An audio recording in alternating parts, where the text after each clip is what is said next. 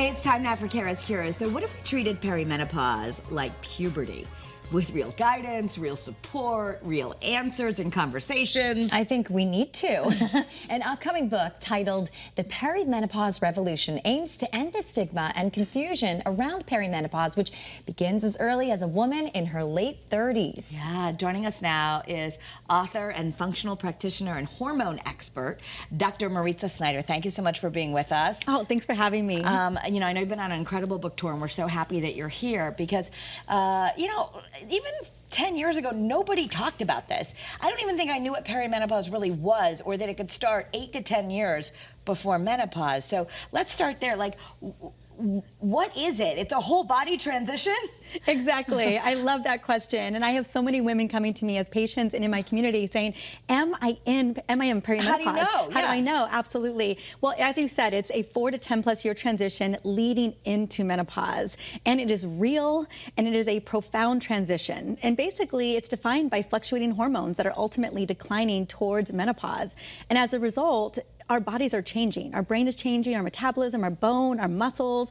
And so women will start to exhibit symptoms. Some of the most common symptoms are going to be brain related. Low stress tolerance, irritability, brain fog, lack of word recall. All of a sudden, you don't know what you're about to say in the middle of a sentence. Anxiety, depression, and even sleep issues. This can all punctuate the perimenopause journey. But there is a way through. Well, that's what's so great. Yeah, what is the way through? Yes. I, as a woman, you know, in her late 30s now, I would say 5 years ago, I never heard about perimenopause.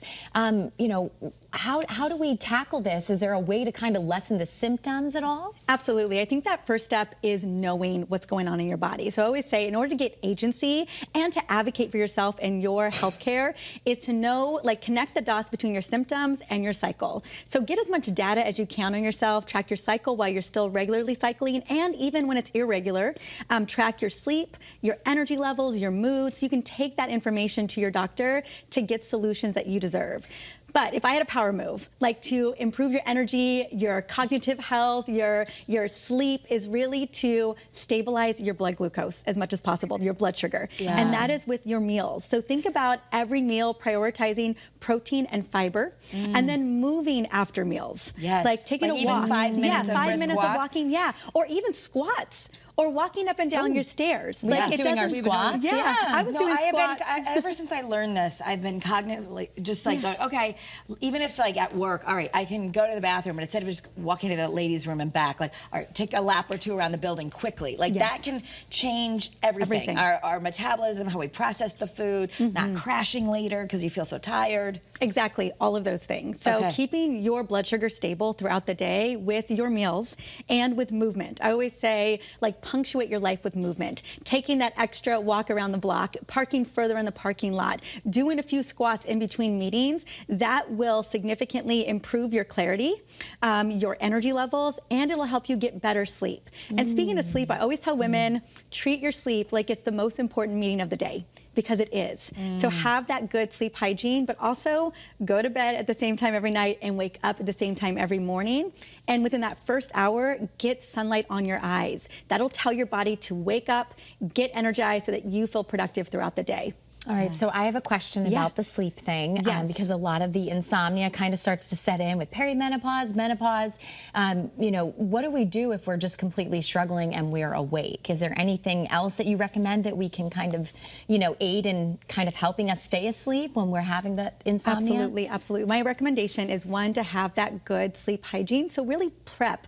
Gone are the days where we could just fly into bed and then just go to sleep, right? So give yourself a good hour. Start it with maybe some supplements. I love magnesium glycinate. Yes. Kara has me on the magnesium. I mean, has made. Okay, I'll just tell you all. I can post a link later, but I use MagMind magnesium glycinate. But like, it's such a game huge. changer. I also need a little melatonin supplement. I found melatonin can be, again, it is declining along with progesterone levels in perimenopause. So something to note. So a little melatonin can be very helpful. Start with 1 milligram. Move yourself up. Kind of figure out how well you tolerate it.